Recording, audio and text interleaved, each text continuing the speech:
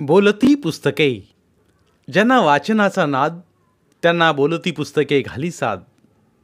आमचं channel subscribe करा आणि सबस्क्राईब करायला इतरांनाही सांगा. नमस्कार श्रोते मित्र हो. बोलती पुस्तके सादर करत आहे ग्रामीण कथाकार श्री दत्ता परीट लिखित कथा अक्का. निदान यंदाच्या पंचवार्षिकला तरी सरपंच पद खुल्या गटात होईल असं वाटत होतं, पण आमचं नशीबच गांडू. मागच्या पंचवार्षिकला मागासवर्गीय पुरुष, तो बी विरोधी तात्या चव्हाणाच्या गटाचा, आणि औंधाचं आरक्षण तर इतर मागासवर्गीय, ते बी महिला. काय सगळ्या राजकारणाचा चोताच झालाय. इतकी सगळी आदळा आपट करून सरपंच पद दुसऱ्याच्या घरात, आम्ही नुसतं पुढारी म्हणून विरवायला वय.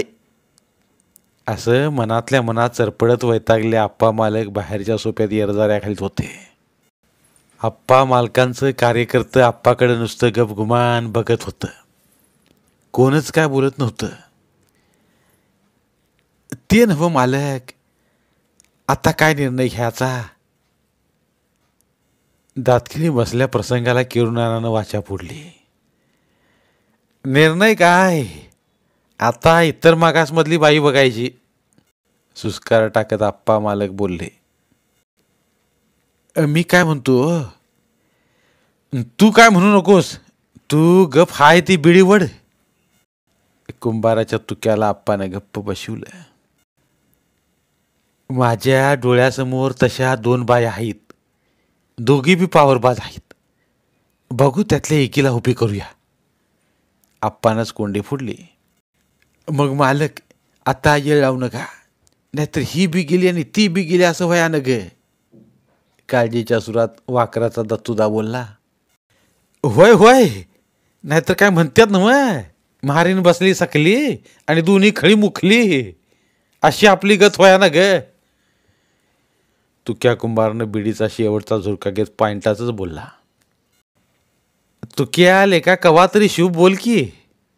आप्पानं जरा फटकारलंच, त्याबरोबर तुकानं जळकी बिडी भुईवर दाबूनच इजिवली.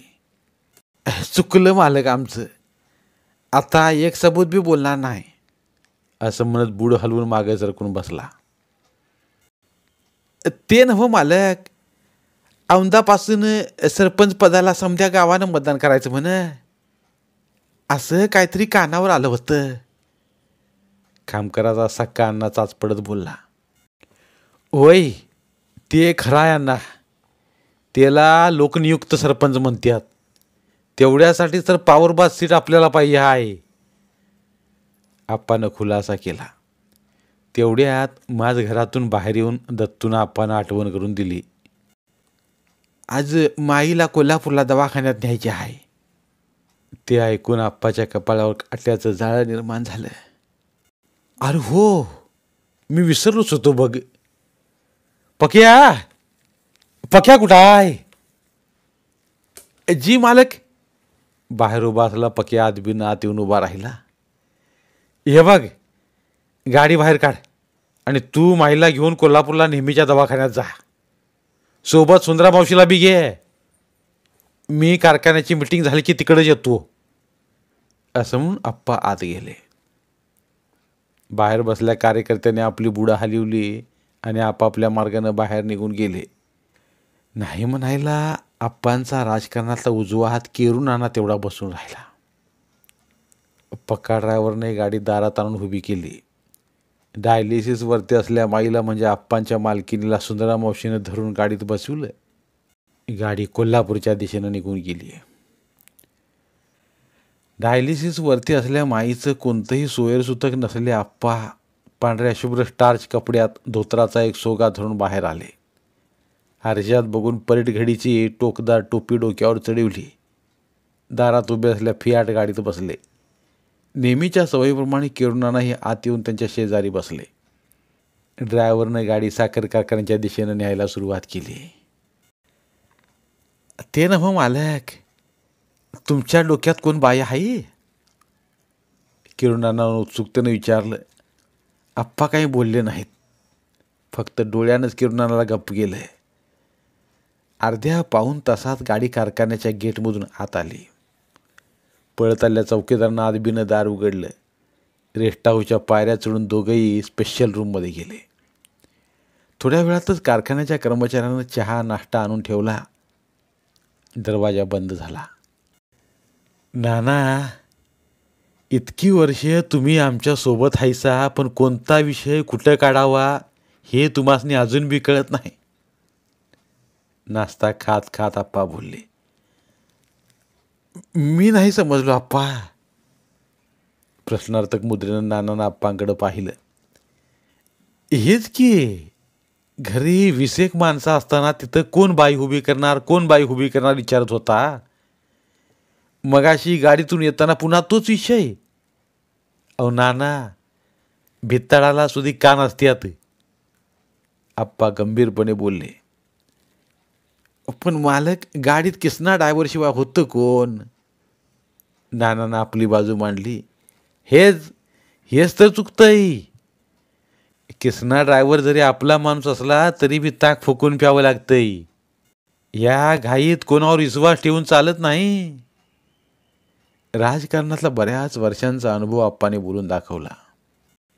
खरं आहे आप्पा, चुकलंच. तरी पण माझ्या डोक्यात एक नाव आहे. मी बोलू काय? खोलीत इतर कोणी नसतानाही नाना इकडं तिकडं बघत बोलला. बोल बोल, तुझ्या डोक्यात कोण आहे ते तरी बघूया. रिकामा कप बाजूला ठेवत आप्पा पुढे सरकत बोलले.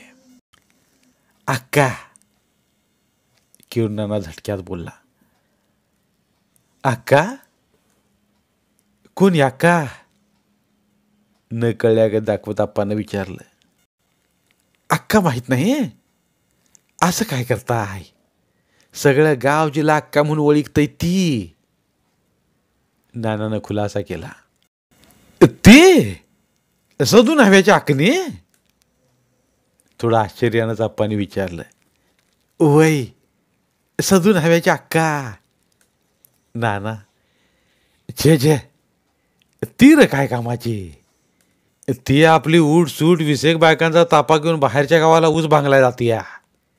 तिला कवा सवड मिळायची गावाचा विकास करायला? आणि सरकारी कामाच्या कागदपत्रावर सह्या घ्यायच्या वक्ताला तिला कुठल्या उसात हुडकायची? आप्पा असं म्हणून फिदी फिदी हसू लागले. मग कुणाला उभी करायचे ठरवा तुमचं तुम्ही. नाराज झाला नाना तोंड वळवून बसला. राजकारणात मुरला बेरकी आप्पा किरणाच्या थोडाच लक्षात येणार. तालुक्याला जेव्हा आरक्षण जाहीर झालं त्याचवेळी आप्पा मालकांच्या डोक्यात अक्कानं घर केलं होतं. घराघरापर्यंत पोचलेली अक्का हे मैदान मारू शकते हे आप्पा मालक चांगलंच ओळखून होतं. कारण प्रत्येकाच्या सुखदुःखात अडीअडचणीला उपयोगी पडणारी, सुगीच्या वक्ताला कापणी मळणीला पुढं असणारी, घड्यासारखा भारा उचलणारी अक्का. गावातलं साखरपुड्याचं, लग्न भराडाचं जेवण करायला अक्काच लागते. 1 नंबरची सुगरण.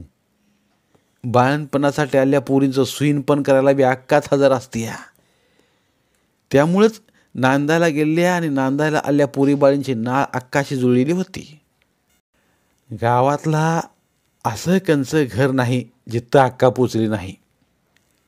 त्यामुळं सदून हव्याच्या अक्काताई पोराटारांपासनं सहम त्या गावाच्या अक्का झाली.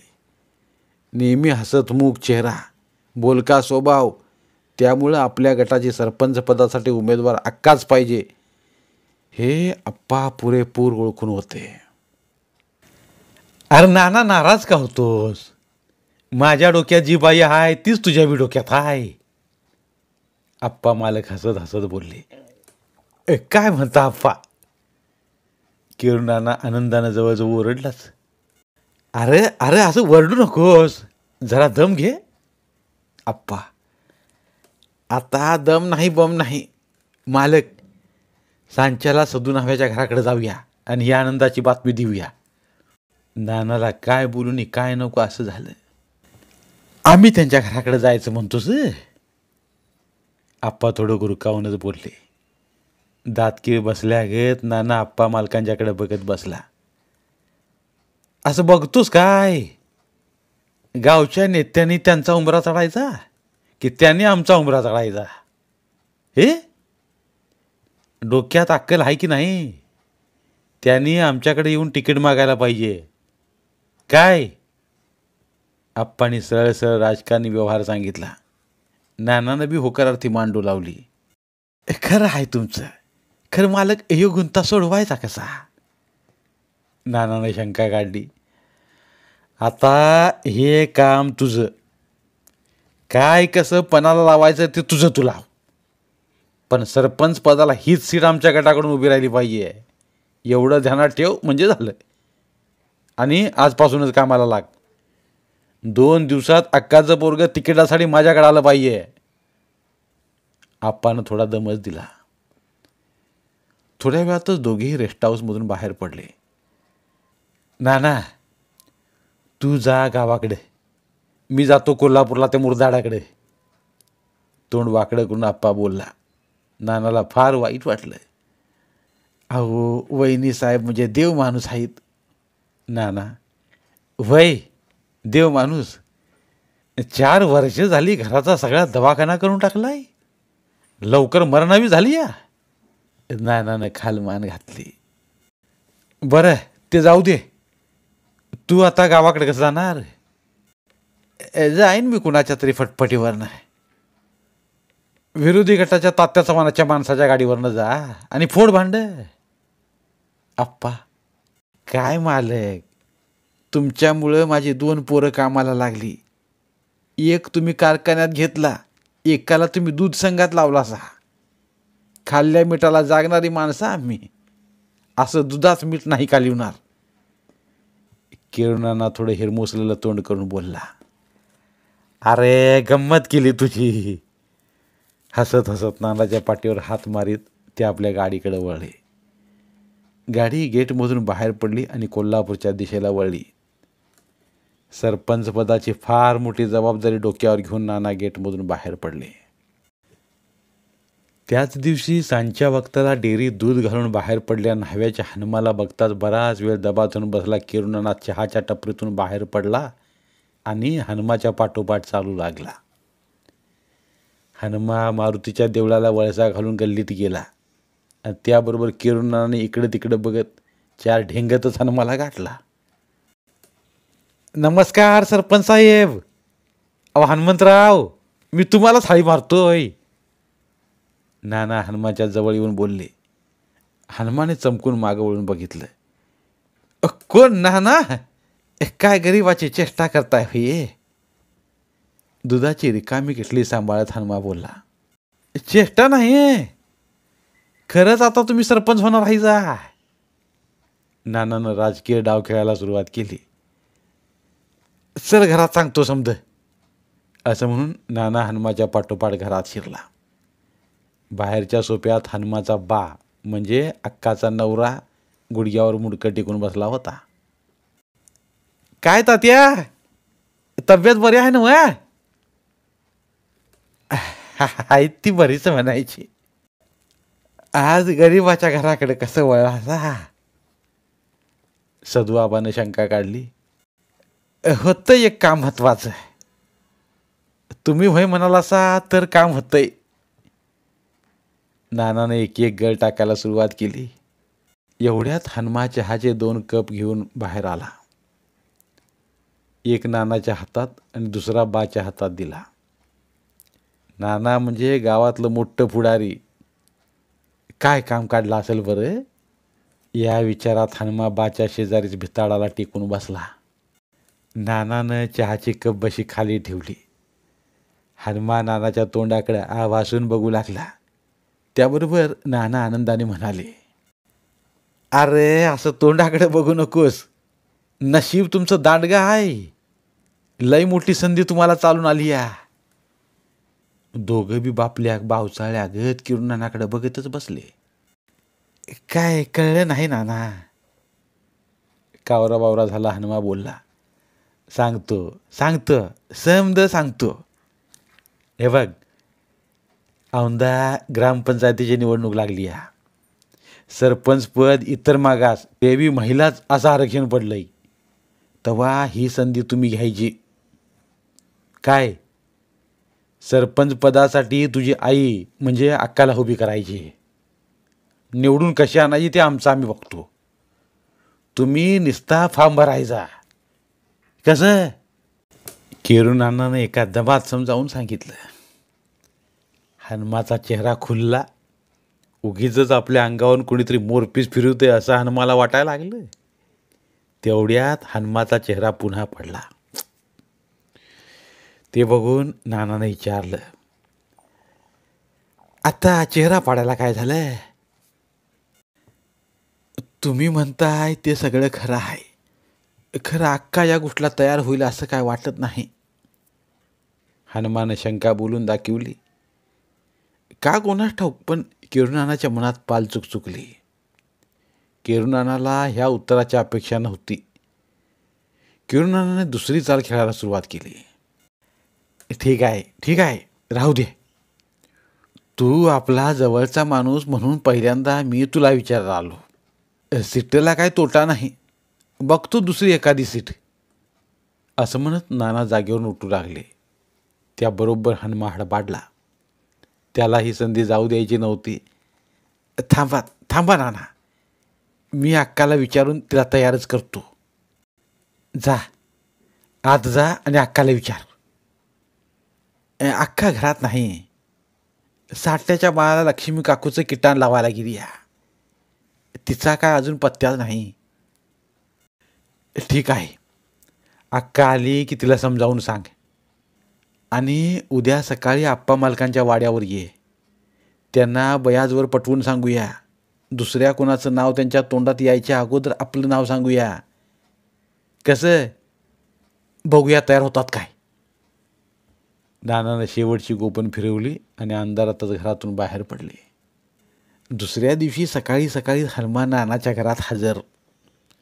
बाहेरच्या सोप्यात एक ढेंग वर करून नाना धोत्राचा खोचा खोचत होते. हनुमाला बघून नानाचा चेहरा खुलला. हनुमान इकडं तिकडं बघतच एका खुर्चीवर बूट टेकवलं. चहासाठी नानानं आत हाळी दिली. बरं मग अक्का तयार झाली नव्हे? नानानं उत्सुकतेने विचारलं. एवढ्यासाठी तर सकाळी सकाळी तुमच्याकडे आलोय. अक्का काय ऐकून घ्यायला तयार नाही. एक वार तुम्ही घराकडे यायला लागतंय. तुम्हीच तिला समजावून सांगा. हनुमा, पर का नाही म्हणती ह्या? नाना, ती म्हणती या राजकारण गरिबाचं काम नाही. त्यात आपण बैठगडी, सगळं गाव आम्हाला सारखं. गावची नावकी करायची सोडून ही आणि खुळ यांच्या डोसक्यात कुणी घातलं म्हणून लोक आपल्यालाच नावं ठेवतील. उगाच निम्म्या गावाशी वैर करून आम्हाला काय फायदा? उगाच पाण्यात राहून माशाची वैर न ग. तुझी सरपंच की घाल चुलीत. पुन्हा ह्यो विषय घरात न ग. हनुमानं एका दमात रात्री घरात घडला प्रसंग जसाच्या तसा उभा गेला. आत्ता मात्र नानाच्या कपाळावर आट्यांचं जाळं पसरलं. आता आप्पा मालकांना काय सांगायचं? चहाची चव बी कडूच लागायला लागली, पण माघार घ्यायची नाही असं त्याने ठरवलं. चेहऱ्यावर उगाचच उसना हसू आणून नाना म्हणाले, एवढंच नव्हे, अक्काला मी समजावून सांगतो. चहा पिऊन दोघं बी बाहेर पडले. तू हो मोर, उगाच कुणाला संशय याय न घे. मी येतो तुझ्या पाठोपाठ. नाना, जरा लवकर येवा. तात्या मगदुमांचा ट्रॅक्टर येऊन दारात थांबलाय. सगळ्या बायकासनी घेऊन अक्का नरत वड्याला ऊस भांगलाय जाणार आहे. असं सांगून हनुमा घराकडे वळला. अक्का चुलीमोरं बसून चुलीतला इंगोळ बाहेर काढून त्यावर भाकरी भाजत होती. याही वयात कुणीही बघत राहावं असंच अक्काचं रुपडं होतं. मूळचा गोरा रंग आताशा थोडासा काळवंडला होता. ऐन तारुण्यात भल्या भल्याने गळा टाकायचा प्रयत्न केला, पण कोणाची बी डाळ शिजू दिली नाही. अक्का आयुष्यभर सीतामाईसारखी नवऱ्याशी एकनिष्ठ राहिली. प्रेमळ स्वभाव, लागवी बोलणं, खळखळून हसणं आणि अडीअडचणीला न बोलावता धावून येणं, या सर्वांमुळं सदू न्हाव्याची अक्काताई सगळ्या गावाची अक्का झाली. अरे कोण हायसा की नाही घरात? असं म्हणत नानानं घरात प्रवेश केला. पिठाचा हात पदराला पुसत पुसतच अक्का बाहेर आली. कपाळावरची आट्टी न दाखवता हसत हसत म्हणाली, भाऊजी येरवाळी आलासा? कुणाचं तरी भलं व्हावं म्हणून आलोय. खुर्चीवर बसतच नानाने गळ टाकायला सुरुवात केली. अक्का चौकटला टिकून उभी राहिली, एखाद्या चित्रकाराने सुंदर चित्र रेखाटल्यासारखी. तिच्याकडं पाहून क्षणभर नाना देखील बावचाळला. एवढ्यात परड्याकडे गोट्यात गेलेले बापलेक सोप्यात आले. नाना तुम्ही कवा आलासा? जणू आपल्याला काय माहीतच नाही अशा आविर्भावात हनुमानं विचारलं. हे काय आत्ताच आलोय, मी जरा गडबडीत आहे. फक्त कालचा विषय काय झाला तेवढं सांगा. नानानं सरळ मुद्द्यालाच हात घातला. त्याबरोबर हनुमानं चमकून अक्काकडे बघितलं. हे बघा भाऊजी, हे निवडणूक लढवायची हो काय आमचा घास नव्हे, आणि ह्याचं चांगलं वाईट घाव सोसायची बी आमची ताकद नाही. आम्ही हरण काळजी माणसं, मान अपमान बी आम्हाला सोसायचा नाही ना. आमची 4 बिघा जमीन, दुसऱ्याच्या शेतात मोलमजुरी करून आणि 2 ढोरं सांभाळून घट्ट तिथं पातळ करून खाणारे आम्ही माणसं. आणि मला राजकारणातलं काय कळतं या? हे भलं मोठं भाषण दिल्यागत अक्कानं आपलं मन हलकं केलं. ठीक आहे, आता बोलायला काही विषयच ठेवला नाही. हनुमा जातो मी. खुर्चीवरून उठल्याचा आव्हानीत बेरकीनाना बोलला. हनुमाची घालमेल झाली. अक्का बितरली. उगीच गावातला मोठा माणूस दुखावल्यासारखं होईल म्हणून अक्का चौकटीतून बाहेर येऊन म्हणाली, भाऊजी तुम्हीच काय ते समजावून सांगा. बेरकीनाना सावध झाला. अरे तुमचं काय वाईट व्हावं म्हणून आलोय? तुमची आमची काय भाऊबंदकी आहे? आलिया संधी त्याचं काहीतरी सोनं करशीला म्हणून आलोय, तर तुमचं आपलं कुराळ कुठं आणि घाव कुठं? अरे राजकारणात भल्या भल्याने आयुष्य घालवलं तरी सरपंच होता आलं नाही. तुम्हाला आयतं चालून आलंय तर तुम्ही पळ काढायला लागलायचा. बघूया आणि ह्यातनंच हनुमाचं दूध संघात नाही तर कारखान्यात काम होतंय काय. नानानं न होणाऱ्या कामाचं एक गाजर पुढ्यात फेकलं. हनुमाचा चेहरा खुलला. आतल्या बाजूला बाळाला पाजत बसली हनुमाची बायको सुनंदा पण हराकली.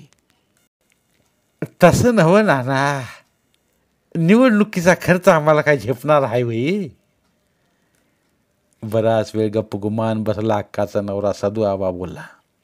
मासा अडकतोय हे चाणाक्ष नानाच्या लक्षात येतं आज. तुम्ही काही खर्च करायचा नाही, तुम्ही नुसता अक्काचा फॉर्म भरायचा, बाकीचं आमचं आम्ही बघताव की. हनुमान द्विधा अवस्थेत असल्या अक्काकडं पाहिलं. बसा बसा, सुननं चहा केला घेऊन येतो, असं म्हणून अक्का आत गेली. होकार असेल तरच मी चहा पिणार. अक्काला ऐकू जाईल इतक्या मोठ्या आवाजात नाना बोलले आणि शेवटची खेळी खेळले. आणि ही शेवटची खेळी यशस्वी ठरली. अक्कानं होकार दिला. अक्काचं तिकीट फिक्स होईपर्यंत कोणी कोणालाच काय सांगू नका. चहा पिता पिता नानानं महत्त्वाची सूचना दिली. चहा पिऊन नाना समाधानानं बाहेर पडले. केव्हा एकदा आप्पा मालकांना जाऊन सांगतोय असं त्यांना झालं. फार मोठा गड जिंकल्याचं समाधान नानांच्या चेहऱ्यावर दिसत होतं. जाता जाता हनुमाला सांच्याला आप्पा मालकांच्या वाड्यावर यायला सांगितलं. सुननं बांधून दिलेली भाकरी घेऊन अक्का बाहेर पडली. एवढ्यात ऊस भांगलणाऱ्या सगळ्या बायकांना घेऊन ट्रॅक्टर दारात आला. अक्का ट्रॉलीत बसली आणि ट्रॅक्टर नरतवाड्याच्या दिशेनं धावू लागला. हनुमानं बी सायकल काढली आणि फाट्यावर सलूनचं दुकान उघडायला गेला. येळ उपारी आलेल्या हनुमानं येता येता सायकलीवरनं आणलेला वैरणीचा भारा गोट्यात नेऊन टाकला. हातपाय खळाळ धुतलं. सुगंधानं चहाचं आदान चुलीवर ठेवलं. आज येरवाळे आलासा आणि लय खुशीत बी हायसा? सुगंधानं कौतुकानं विचारलं.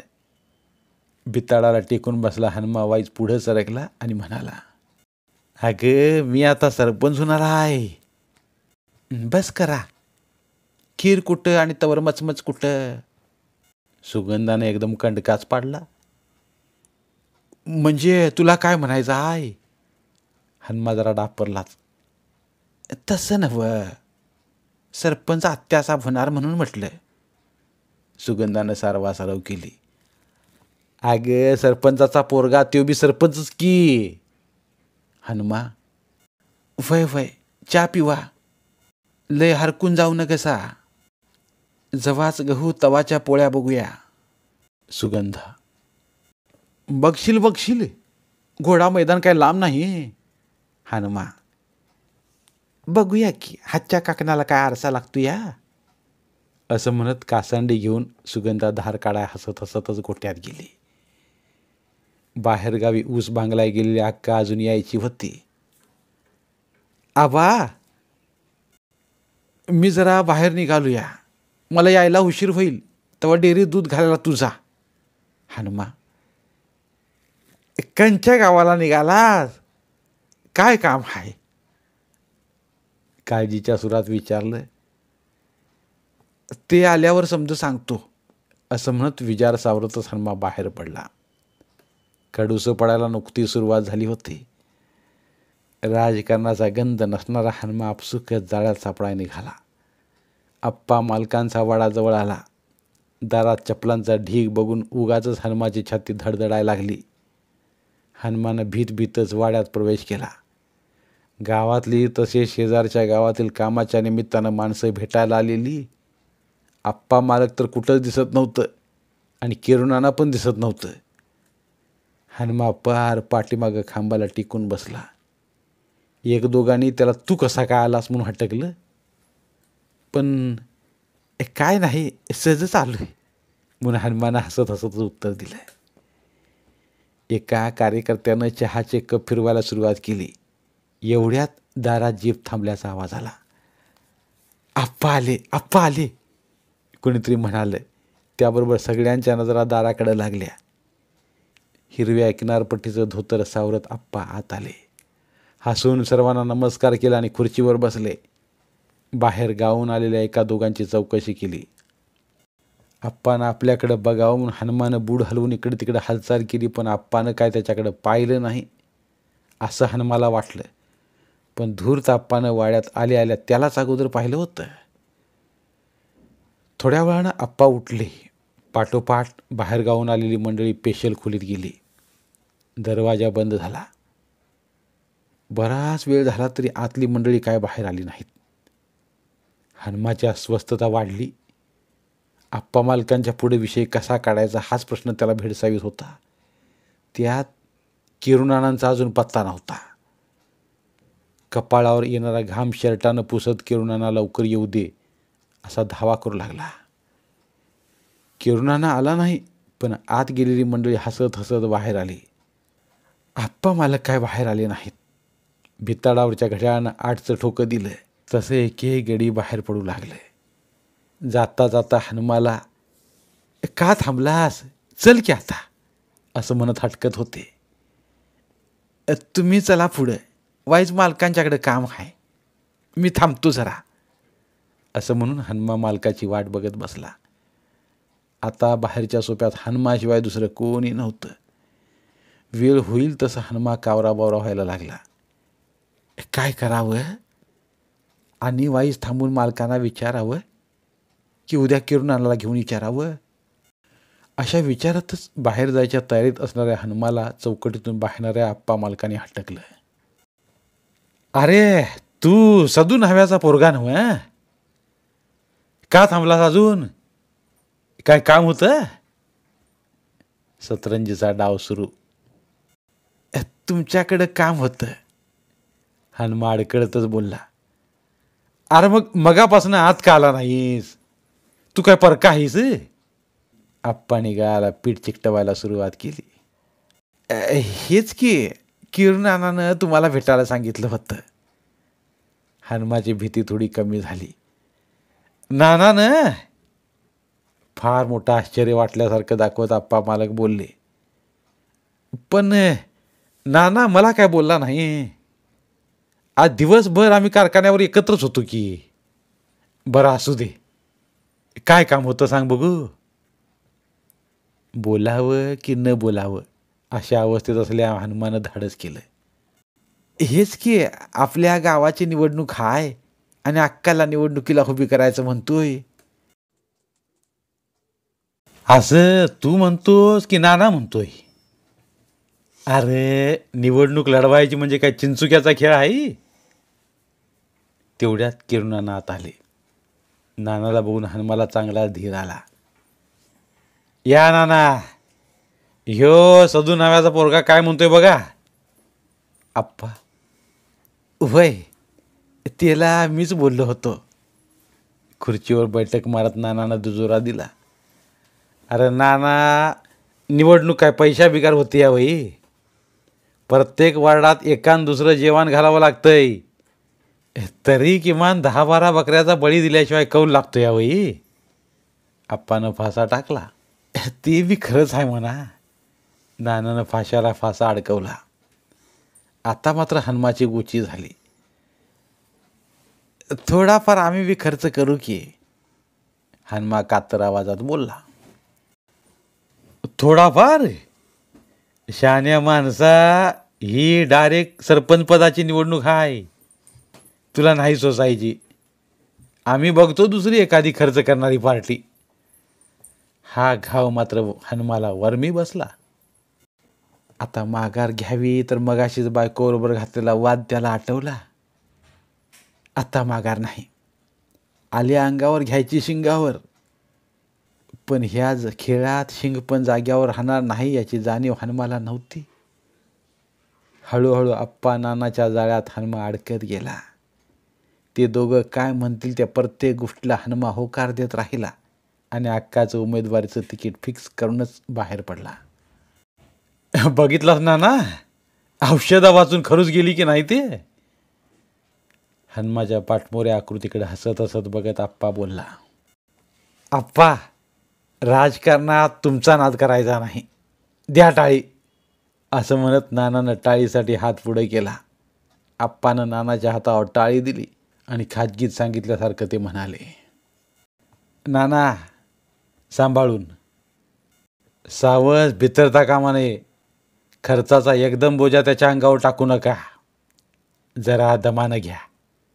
तुम्ही काय बी काळजी करू नका. आंबा त्याच्याच दगडानं पाडला पाहिजे आणि तूही आमच्याच पदरात पडला पाहिजे. आणि दोघंही विकट हास्य करू लागले. काय म्हणावं ह्या पोराला. नको ते खूळ डोसक्यात घेऊन बसला या. गल्ली सगळी सामसूम झाली तरी ह्याचा काय अजून पत्त्या नाही. दोघी सासवा सुना वटवटत होत्या. साधू आबा ह्या कुशीवरून त्या कुशीवर वळवळत होता. चुलीत इंगाळ कवाच इजलं होतं. बाहेरच्या अंधारात कुत्री भुकल्याचा आवाज आला. तेवढ्यात समोरचं दार वाजलं. तसं हरकून तिघांनी बी दाराकडं बघितलं. हनुमा आत आला. दाराला आडण्या घातला. कवा ठावणार रे पोरा. हातरुणातच आबा कुज बुजला. झाला उशीर. एवढंच बोलून हनुमा आत सरकला. सुगंधा, घे बाई जळान. चुलीवरचं सांबार थंड झाला असेल बघ. अक्कानं सुनला खुणावलं. राहू दे, वाढ 2 घास. खातो तसंच. माझं पोट कवाच भरलं या. हनुमा आनंदानं बोलला. ते आणि कशानं? सुगंधानं विचारलं. कशानं? अगं, अक्काचं तिकीट फिक्स करूनच आलोय. पण अक्काचा फॉर्म भरेपर्यंत कोणाला कळू देऊ नका म्हणजे झालं. भाकरीचा तुकडा मोडतच हनुमा बोलला. अक्का न बोलताच बसल्या जागेवरून नाराजीनं उठली. हे निवडणुकीचं फॅड काय तिला पसंत नव्हतं. पर किमान पोराला तरी आप्पा कारखान्यात लावतील कामाला याच एका आशेवरती तयार झाली. 15 दिवसातच गावात निवडणुकीचं वारं घुमायला लागले. तसं 2ऱ्या-3ऱ्या फळीतलं बी कार्यकर्ते इस्त्रीचं कपडं घालून तयार झालं. गावात निवडणुकीशिवाय दुसरी चर्चाच नाही. वातावरण एकदम टाईट. कोण कुणाच्या घरात गेला, कोण कुणाबरोबर बोलत राहिला यावर दोन्ही पक्षांच्या कार्यकर्त्यांची नजर फिरू लागली. सरपंच पदासाठी सदू न्हाव्याच्या अक्कानं फॉर्म भरला हे कळल्यावर ते विरोधी गटाच्या तात्या चव्हाणाचं अवसानच गळलं. आता आपला काय उपयोग नाही हे त्यांच्या लक्षात आलं. आता विरोधासाठी विरोध म्हणून अक्काच्याच भावकीतल्या शिरपान हव्याच्या बायकोचा फॉर्म भरला. दोन्ही गटाकडून वार्डात उमेदवार उभे केले. निवडणुकीला रंग चढू लागला. वार्डात मिटिंगा चढू लागल्या. तिसऱ्या चौथ्या फळीतलं कार्यकर्तं जोमानं कामाला लागलं. हनुमा तहान भूक विसरला. झोप उडाली. भिंगरीसारखा पळून खेळू लागला. आप्पा मालक आणि किरुणाना मात्र बिनघोर घरात घुरू लागले. आप्पा मालकांनी साखरेचं अर्ध टिक्क अक्काच्या घराकडं पाठवलं होतं. हनुमा खुश झाला. आवळा देऊन कोहळा काढायचं हे आप्पा मालकाचं तंत्र हनुमाच्या थोडंच लक्षात येणार होतं. घरातला चहापुडीचा बिस्किट पुड्याचा खर्च वाढायला लागला. आल्या गेल्याचं जेवण वाढायला लागलं. सुगंधाला चुली मोहरनं हालायला काय सांदा मिळेना. भाताचा तट्ट्या हळूहळू तळ गाठायला लागला. निवडणूक ऐन रंगात आल्याने वार्डात इरसलीना मटण रश्श्याच्या पंक्ती झडू लागल्या. देशी गावठी दारूचा पुरवठा सुरू झाला आणि आता मात्र हनुमाला धाप लागायला लागली. दोघींच्या गळ्यात मणी मंगळसूत्राशिवाय दागिना राहिला नाही. सगळी सोंग घेता येतात पण पैशाचं सोंग घेता येत नाही हे त्याच्या लक्षात आलं. शेवटी गोठ्यातल्या 2 दुभत्या जनावरावर बी डेअरीतनं कर्ज काढायची पाळी आली. महापुरात अडकल्या जनावरांसारख्या हनुमाची अवस्था झाली. धड पुढे बी सरकता येईना आणि मागे बी जाता येईना. पाण्याच्या लोंड्याबरोबर जनावर जसं पुढं जातं तसं हनुमा निवडणुकीच्या फेऱ्यात कार्यकर्ते जसे ढकलतील तसा पुढं ढकलत गेला. मतदानासाठी मुंबई, पुणे आणि इतर बाहेरगावी असणारे सर्व गावकरी निव्वळ अक्काला मत देण्यासाठी गावी आले. कधी नव्हती इतकी मतदानाची टक्केवारी वाढली. तात्या चव्हाणांनी काय वळखायचं ते वळिकलं. आपल्या गटाला सरपंचपद मुकावं लागणार हे तात्यानं ताडलं आणि झालं तसंच. अक्का प्रचंड मताने निवडून आली. आपल्या शेतात भांगला येणारी अक्का सरपंच झाली हे ऐकून मगदुमाच्या रंगूतात्याने मिरवणुकीसाठी आपलं ट्रॅक्टर सजवून पाठवलं. निवडणुकीत गुलालात न्हावून निघालेली अक्का सगळ्यांचं लक्ष वेधून घेत होती. देखणी अक्का महालक्ष्मी सारखी दिसत होती. हनुमाला तर इतका आनंद झाला होता त्याच्या डोळ्यातून बाहेर पडणारे आनंदाश्रू देखील आवरता येत नव्हते त्याला. थोरा मोठ्यांच्या पाया पडत होता तो. किरुणा आणि आप्पा मालक जातीनिशी मिरवणुकीत हजर होते. त्यांची बी तोंड गुलालानं माखली होती. आप्पा मालक तर फारच खुशीत होते. बऱ्याच वर्षानं त्याच्या गटाकडं सरपंचपद आलं होतं. ग्रामपंचायतीच्या पहिल्याच मिटिंगमध्ये अक्कानं भाषण केलं. एकटाक सगळ्या गावानं मला मतदान केलंय त्याबद्दल त्यांची मी आभारी आहे. विरोधी गटातून निवडून आल्याने आता आपण विरोधी गटात आहोत असं समजायचं नाही. ह्यो कारभार तुम्ही आम्ही समधी मिळून करायचा आहे. गावाचा विकास करायचा आहे. आणि मग सगळ्यांच्या टाळ्या घेत आप्पा सरपंचाच्या खुर्चीवर बसली.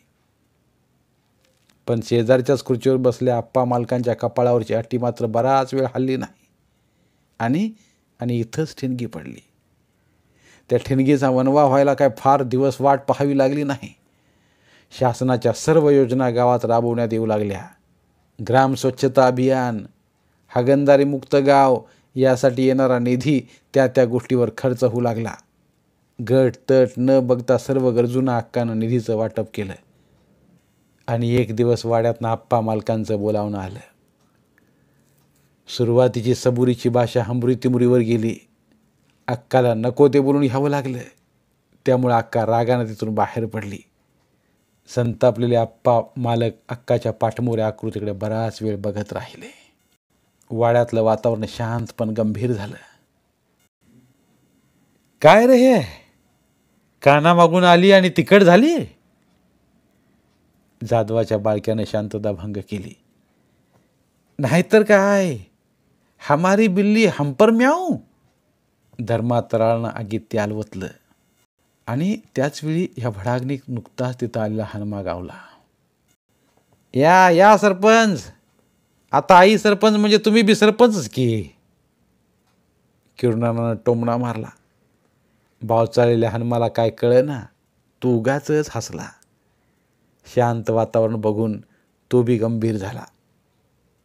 काहीतरी घडलंय खरं.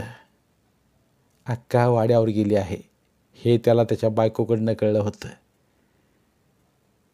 काय रे हनुमा, सरपंच पद मिळालं म्हणजे लई शहाणपण आलं भाई. आप्पा मालकाने सगळं मुद्द्यालाच हात घातला.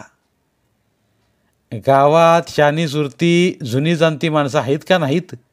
हे आप्पा मालकांच्यामुळं अक्का निवडून आली, सरपंच झाली आणि तेनासनी न विचारता कारभार सुरू. अरे आप्पा मालकासनी विचारल्या बिगार गावातलं झाडाचं पान बी हालत नाही. अरे तुला माहीत नसला निवडणुकीचा बराचसा खर्च त्यांनी केला. तो खर्च ऐकल्यावर तुझं डोळं पांढरं होतील. न केलेल्या खर्चाचा हिशेब किरुणानं मांडला. हे ऐकून आप्पा मालकांना मात्र मनातल्या मनात गुदगुल्या होत होत्या. हनुमा, तू काय घाबरू नकोस आणि फार मनाला बी लावून घेऊ नकोस. अरे मी आहे की तुझ्या पाठीशी. घाबरलेल्या हनुमाचा चेहरा पाहून आप्पा मालकांनी मलम लावायला सुरुवात केली. आता हनुमा तूच सांग, पहिल्यांदा आपल्या पार्टीची कामं व्हायला पाहिजे का नाही गे? हनुमाच्या पाठीवर प्रेमानं हात ठेवत आप्पा मालकाने विचारलं.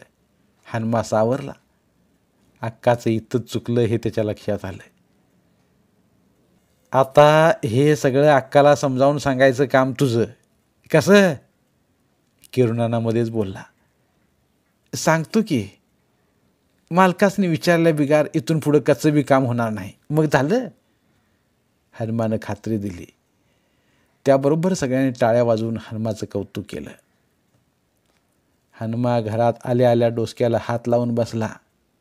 काय म्हणतात ना, बा मेला ते मेला आणि बोंबलताना हात बी गेला, अशी अवस्था हनुमाची.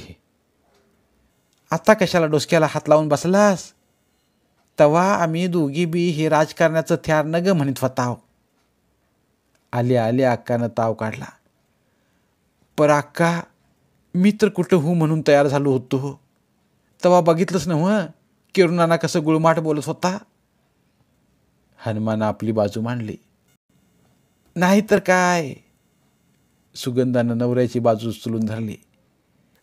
ही माणसं अशीच असतात. आपली पोळी भाजली म्हणजे झालं, मग सरान कुणाचं बी का असं ना. साधू आबा अनुभवाचं बोल बोलला. पण मी आता नाही माघार घ्यायची. अक्काचा चेहरा करारी बनला. डोळ्यात एक वेगळी चमक दिसून आली. हनुमा मात्र वर मान करून आड्याकडे बघत बसला. गट तट न बघता अक्कानं काही सदस्यांना हाताशी धरून कामाला सुरुवात केली. 4थी पास असलेली अक्का हिशेबात पक्की आहे हे गावाच्या ग्रामसेवकाच्या लक्षात कवाच आलं होतं. त्यामुळं ती बी अक्काला वचकून होते. बरेच दिवस दुर्लक्षित राहिला पानवट्याचा रस्ता खडी टाकून तयार करून घेतला. तसं बघितलं तर तो तात्या चव्हाणाचा हुकमी वार्ड. त्यामुळे आप्पा मालकाचा पारा थोडा चढलाच. पण गावातल्या सगळ्या आया बायांचा आणि ग्रामपंचायतीच्या बऱ्याचशा सदस्यांच्या छुप्या पाठिंबा अक्काला आहे हे आप्पा वळखून होते. त्यामुळं आयाळ झडलेल्या आणि दात पडल्या सिंहासारख्या आप्पा मालकांची अवस्था झाली. त्यामुळं ते काहीच करू शकत नव्हते. फक्त संधीची वाट बघत होते. आणि तशी संधी त्यांना मिळाली. जिल्ह्याला सरपंच परिषद बोलावण्यात आली होती. नवनिर्वाचित सर्व सरपंचांना, ग्रामपंचायत सदस्यांना, तालुका अध्यक्ष, उपाध्यक्ष आणि जिल्हा परिषदेच्या सर्व सदस्यांना निमंत्रित करण्यात आलं होतं.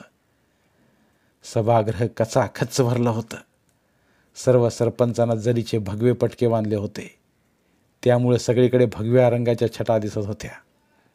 व्यासपीठावर पालकमंत्री, आमदार, खासदार यांची आवर्जून उपस्थिती होती. सर्व खात्यांचे वरिष्ठ अधिकारी आपल्या कामाच्या फायलींसह हजर होते. सर्वप्रथम सर्व नवनिर्वाचित सरपंचांचा सत्कार पालकमंत्र्यांच्या हस्ते करण्यात आला. पालकमंत्र्यांच्या भाषणानंतर एका वरिष्ठ अधिकाऱ्यांनी सरपंचांची कर्तव्ये आणि अधिकार यावर सखोल मार्गदर्शन केले. शासनाकडून मिळणारा विकास निधी कशावर आणि कसा खर्च केला जातो याची खडानखडा माहिती सांगितली. त्यानंतर आमदार खासदारांनी पण बोलण्याची संधी सोडली नाही. सभागृहामध्ये चहा फराळाचं वाटप चालू असतानाच पालकमंत्र्यांनी सरपंचांना बोलण्याचं आवाहन केलं. एवढ्या मोठ्या सभागृहात वरिष्ठ अधिकारी आणि पदाधिकाऱ्यांच्या समोर बोलण्याचं धाडस कोणाला होणार. पालकमंत्र्यांनी पुन्हा आवाहन केल्यानंतर 2-3 सरपंचांनी आपले गुळमाट अनुभव सांगितले. त्यानंतर बराच वेळ स्टेजवर कोणी आलंच नाही. त्यानंतर CEO साहेब स्वतः माईकसमोर आले आणि म्हणाले, या ठिकाणी महिला सरपंचांची संख्या बरीच आहे. यापैकी कोणीतरी इथे येऊन आपला अनुभव सांगायला काही हरकत नाही. पण नुसतीच चुळबुळ आणि गोंधळ झाला. या कोणीतरी, काही घाबरण्याचं कारण नाही. आम्ही सगळेजण तुमच्या पाठीशी आहोत. या या. सभागृहाच्या एका कोपऱ्यातून स्टेजकडे येणाऱ्या एका महिला सरपंचांना बघून पालकमंत्री बोलले. त्याबरोबर सर्वांच्या नजरा मागे वळल्या. कोल्हापुरी फेट्यामध्ये भारदस्त दिसणारी अक्का दमदार पावले टाकत मोठ्या आत्मविश्वासाने व्यासपीठाकडे येत होती. कोण ह्या, कोण ह्या? संपूर्ण सभागृहात सुरू झालेली कुजबूज. नमस्कार भावांनो आणि बहिणींनो. अक्काच्या या एका वाक्याने सारे सभागृह स्तब्ध झालं. व्यासपीठावर बसल्या सर्व मान्यवरांच्याकडे बघून अक्कानं हात जोडून नमस्कार केला आणि माईक ताब्यात घेतला. जवळजवळ अर्धा ते पाऊण तास आपल्या सडेतोड भाषणानं सारं सभागृह दणाणून गेलं. टाळ्यांच्या कडकडाट आणि हास्याचे फवारे यानं सारं सभागृह चिंब भिजून गेलं. बोलता बोलता अक्का म्हणाली, सरकारनं आमच्यासारख्या वेगवेगळ्या जातीतल्या लोकांना आरक्षणामुळे सरपंच पदाची संधी दिली. खरं आरक्षणाला जर रक्षणच नसेल तर आरक्षण काय कामाचं? आणि ह्या आरक्षणातून निवडून आलेल्या सरपंचाचं ऐकतोय कोण? ग्रामपंचायताचा शिपाई गडी बी ऐकत नाही. त्या परास पहिलं होतं तेच बरं होतं. त्यांचा गावात दरारा तरी आहे. दुसरी गोष्ट, या ठिकाणी वेगवेगळ्या आरक्षणातून निवडून आलेले सरपंच, अहो ज्यांची सांजेची चूल पेटायची पंचायत, निवडणुकीत कर्जबाजारी झालेली अशी ही मंडळी. आता माझंच उदाहरण सांगतो.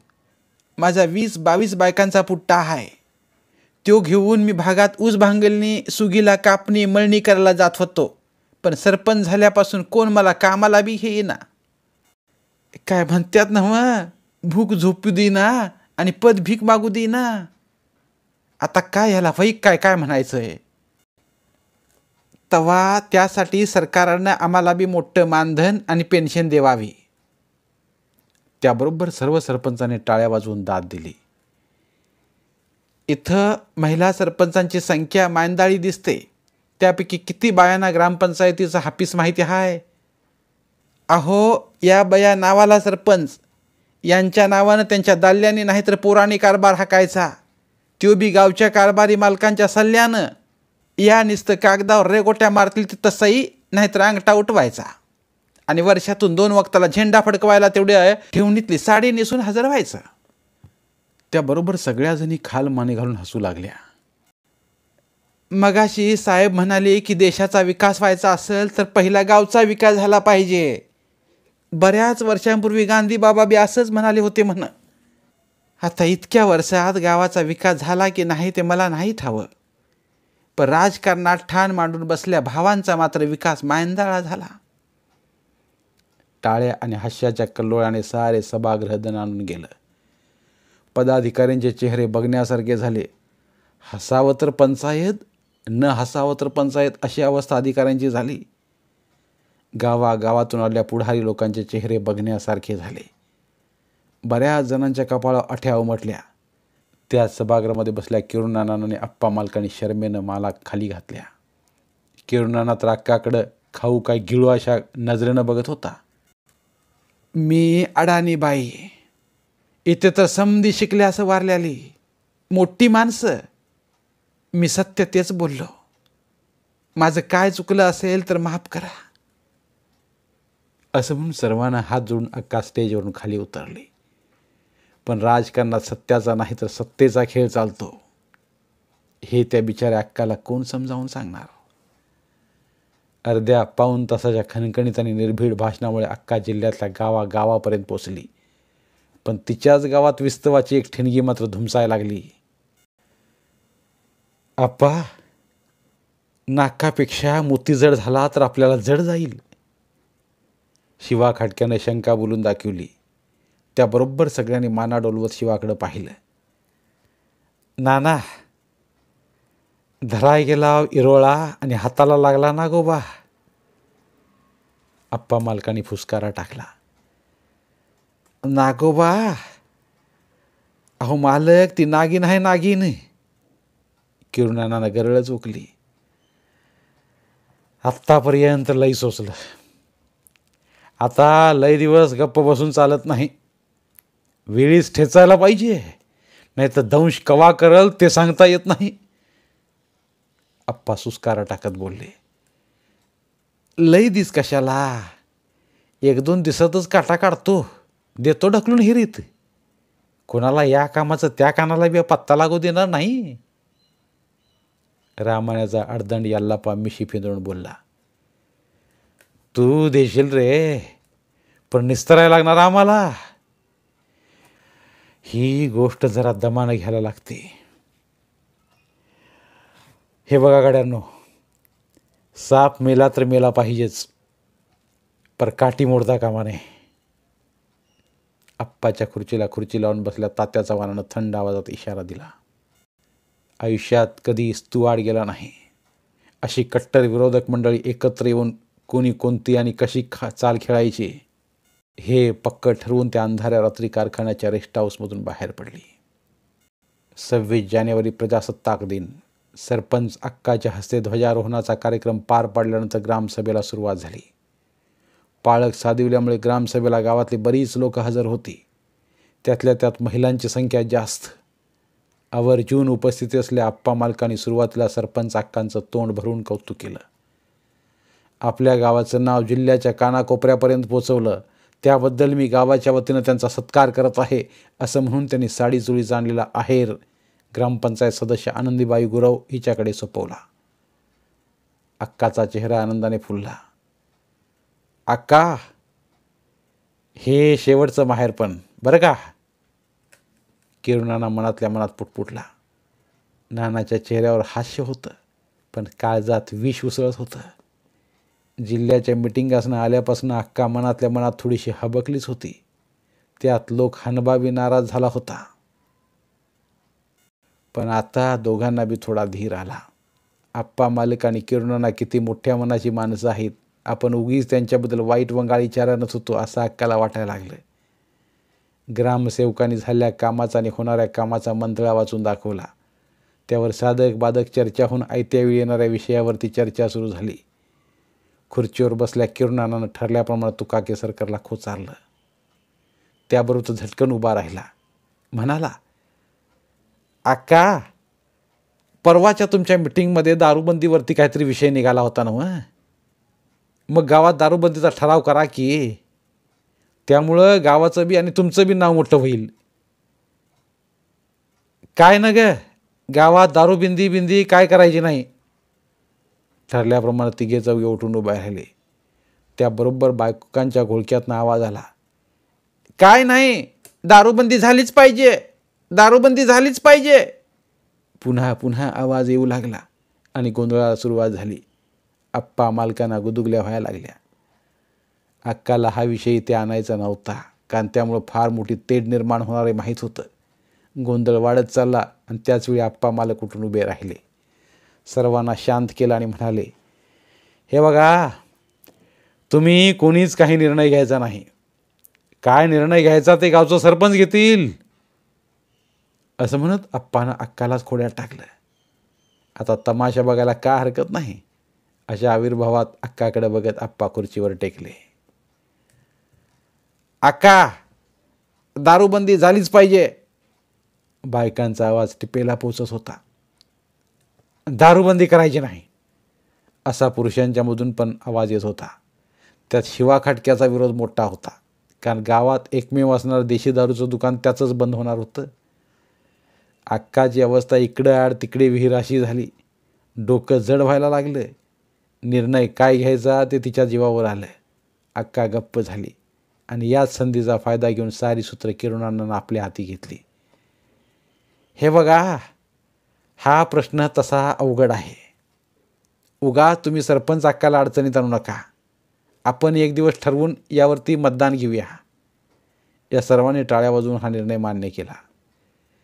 तिसऱ्या दिवशी पोलीस फाटा मागून मतदान घेण्यात आलं आणि बाटली आडवी झाली. शिवा खाटक्याला दुकान बंद करावं लागलं. दारूबंदीचा ठराव सर्वांच्या उपस्थितीत टाळ्या वाजवून मंजूर करण्यात आला. सरपंचाच्या सही शिक्क्याचा अहवाल जिल्हा कार्यालयाकडे पाठवण्यासाठी तयार करण्यात आला. तेवढ्यात मध्येच यल्लापानं शंका काढली. वय अक्का, दारूबंदी करून बी जर कोणी प्यालाला गावला तर? अरे प्याल्याला गावला तर धिंड काढूया की त्याची गाढवावरनं. पटकन शिवाकाशीदानं उपाय काढला. काही न बोलणाऱ्या अक्काची अवस्था कटपुतलीसारखी झाली होती. सगळं गाव आपलं, सगळ्या गावाशी आपले जिव्हाळ्याचे संबंध. फक्त आता या एका गोष्टीमुळं गावात गढूळ वातावरण होणार. या विचारानं अक्काची झोप मोडली. रातभर जागी राहू लागली. थकवा जाणवू लागला. पहिल्यासारखा अंगात उत्साहच राहिला नाही. दारूबंदीमुळे पिणाऱ्या लोकांचे बाहेरगावच्या पै पाहुण्यांकडे वाऱ्या सुरू झाल्या. पंधरवडा निरंक गेला. पिणारा कोण गावलाच नाही. साऱ्या गावाचं लक्ष आज कोणतरी घावल इकडं होतं. तर आप्पा मालकाचं लक्ष 2 दिवसांपूर्वी डॉक्टरांच्या सांगण्यावर घरी आणल्या बायकोकडं होतं. कधी तिची घटका भरल ते सांगता येत नव्हतं. त्या दिवशी ठरल्याप्रमाणे दुपारीच आप्पा मालक आणि किरणांना कोल्हापूरला जातो म्हणून गावातून बाहेर पडले. आज बायकोनं नाही आटपलं म्हणजे झालं. उगीच आप्पा मालकांच्या मनात पालचूक चुकली. संध्याकाळी दिवे लागण्याची वेळ. डेअरीचा ट्रक कवाच निघून गेला होता.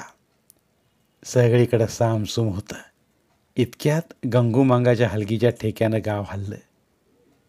पोरं टारं हलगीच्या दिशेनं पळत सुटली.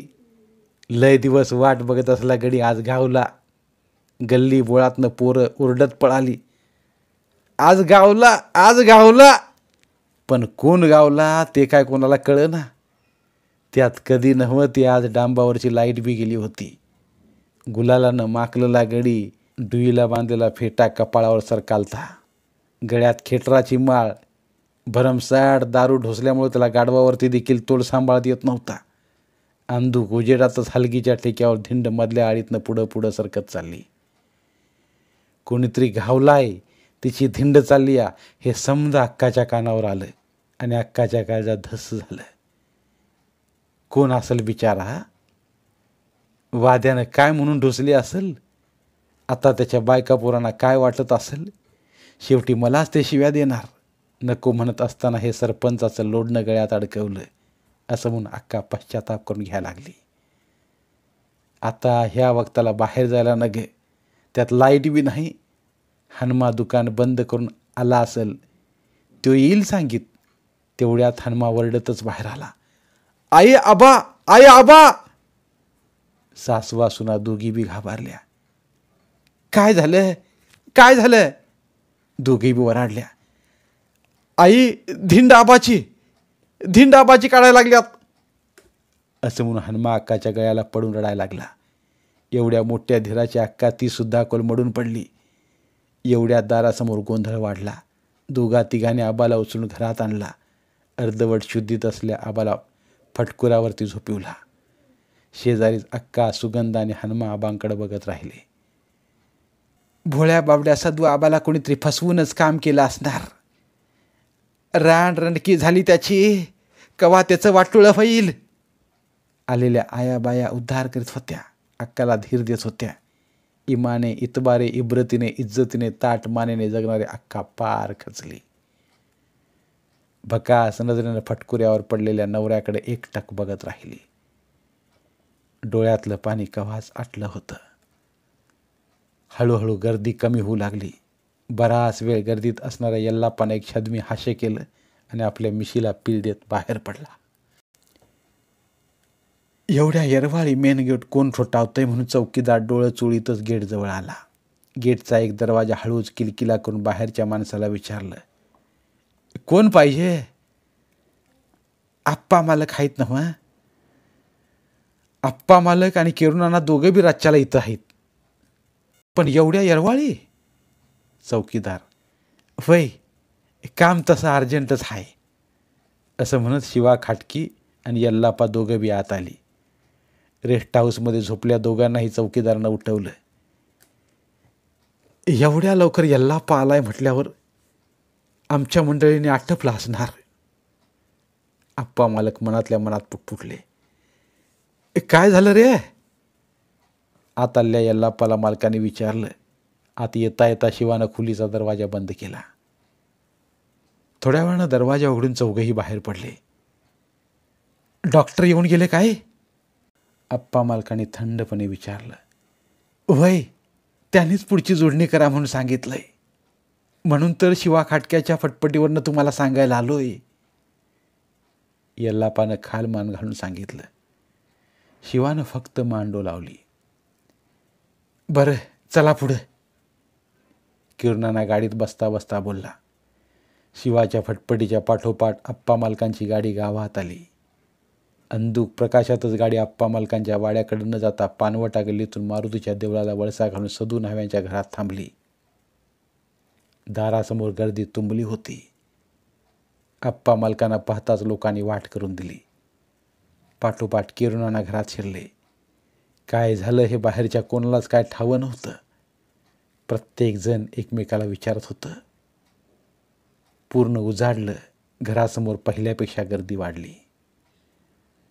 थोड्या वेळातच गर्दीतून वाट काढीत घरातून खालमान घालून डॉक्टर बाहेर आले. किरणाना, आप्पा मालक आणि तात्या चव्हाण ही खालमान घालून दुःखी चेहऱ्याने बाहेर पडले. प्रत्येकजण एकमेकाला ढकलून उत्सुकतेनं बघू लागले. पाठोपाठ दोघा तिघांनी बड्याची खुर्ची उचलून बाहेर आणली आणि अख्ख्या गावानं हंबरडा फोडला. अक्का! धन्यवाद. पुन्हा भेटूया एका नवीन कथेसह. मराठीतील प्रतिभावंत लेखकांचं साहित्य, कथा, कादंबऱ्या ऐकण्यासाठी आमचं बोलती पुस्तके हे चॅनल सबस्क्राईब करा. आणि मराठी साहित्याचा प्रसार करण्यासाठी प्रत्येक मराठी माणसाला सबस्क्राईब करण्यासाठी आवाहन करा. आणि बोलती पुस्तके या साहित्य चळवळीत सहभागी व्हा. आपले पुन्हा एकदा धन्यवाद.